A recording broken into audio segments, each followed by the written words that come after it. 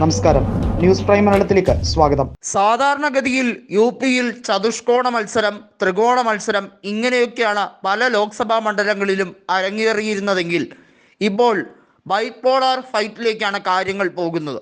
അതായത് ഒരു മണ്ഡലത്തിൽ ജയിക്കണമെങ്കിൽ 50%-ലേറെ വോട്ട് പിടിച്ചാൽ മാത്രമേ കാര്യമായ ഒരു മാർജിൻ കിട്ടുകയുള്ളൂ എന്ന രീതിയിലേക്ക് കാര്യങ്ങൾ പോകുന്നു. കോൺഗ്രസിനെ സംബന്ധിച്ചിടത്തോളം ഇന്ത്യ മുന്നണി രൂപീകൃതമായതും സമാജ്വാദി പാർട്ടി 62 സീറ്റിലും കോൺഗ്രസ് 17 സീറ്റിലും തൃണമൂൽ കോൺഗ്രസ് 1 സീറ്റിലും എന്ന രീതിയിലാണ് ഉത്തർപ്രദേശിൽ ഇന്ത്യ മുന്നണിയുടെ ടാലി. 80 ലോക്സഭാ സീറ്റിൽ കുറഞ്ഞത് 40 എണ്ണമെങ്കിലും നേടിയെടുക്കാൻ കഴിയുമെന്ന പ്രതീക്ഷയിലാണ് ഇന്ത്യ മുന്നണി. അതിന് തക്കതായ കാരണങ്ങളുമുണ്ട്. ഒന്നാമത്തെ കാര്യം, സമാജ്വാദി പാർട്ടിയുടെയും കോൺഗ്രസിൻ്റെയും ഒരുമിച്ചുള്ള ഈ നിൽപ്പ് തന്നെയാണ്. വോട്ട് ഷെയർ കൂടാനുള്ള എല്ലാവിധ സാധ്യതകളും കൃത്യമായി കൽപ്പിക്കപ്പെടുന്നുണ്ട്. 40 അതിലധികമോ ശതമാനക്കണക്കിൽ വോട്ട് ഷെയർ വർദ്ധിച്ചാൽ കൃത്യമായും അത് ഇന്ത്യ മുന്നണിക്ക് പ്രയോജനം ചെയ്യും. RLD കൃത്യമായി BJPയുടെ കൂടെ പോയ സ്ഥിതിക്ക് കാര്യമായിട്ടുള്ള ലാഭവിഹിതമൊന്നും BJPക്ക് കിട്ടും എന്ന പ്രതീക്ഷയെ വേണ്ട. ജയന്ത് ചൗധരി അടക്കമുള്ള നേതാക്കൾ BJPയിലേക്ക് എത്തിയതുകൊണ്ട് സമാജ്വാദി പാർട്ടിക്ക് നഷ്ടവുമില്ല. കഴിഞ്ഞ നിയമസഭാ തെരഞ്ഞെടുപ്പിൽ ജയന്ത് ചൗധരി BJPയുടെ ശത്രുപക്ഷത്തായിരുന്നു എന്നുള്ളത് എടുത്തു പറയേണ്ട കാര്യമാണ്. അതിലേക്ക് പോകുന്നത് വഴി ജയന്ത് ചൗധരിക്ക് നേട്ടം കൊയ്യാം എന്നുള്ള ചിത്രീകരണമാണ് അവിടെ ഉള്ളത്. 2 ലോക്സഭാ സീറ്റ് അതിൻ്റെ പേരിലാണ് കൊടുത്തിരിക്കുന്നത്. അജിത് സിംഗിനും അദ്ദേഹത്തിൻ്റെ പാർട്ടിക്കും പരമ്പരാഗതമായി കൈവശമുള്ള ആധിപത്യമൊന്നും ഇപ്പോഴില്ല.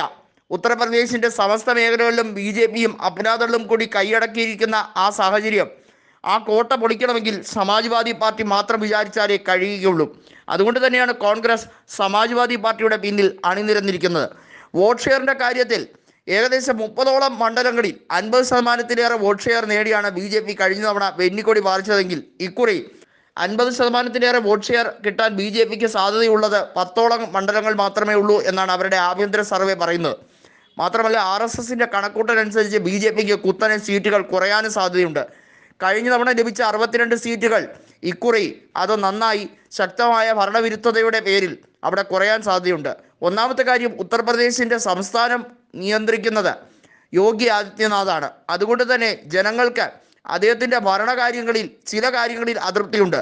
ഒന്നാമതായി തൊഴിലില്ലായ്മ തന്നെയാണ്. ഫാക്ടറികളുടെ നവീകരണം ഉൾപ്പെടെയുള്ള കാര്യങ്ങളിൽ അദ്ദേഹത്തിൻ്റെ മെല്ലെപ്പോക്ക്. രണ്ടാമത്തെ പ്രധാന കാര്യങ്ങൾ ആശുപത്രിയും അതുപോലുള്ള സംരക്ഷണ സംവിധാനങ്ങളുമാണ്.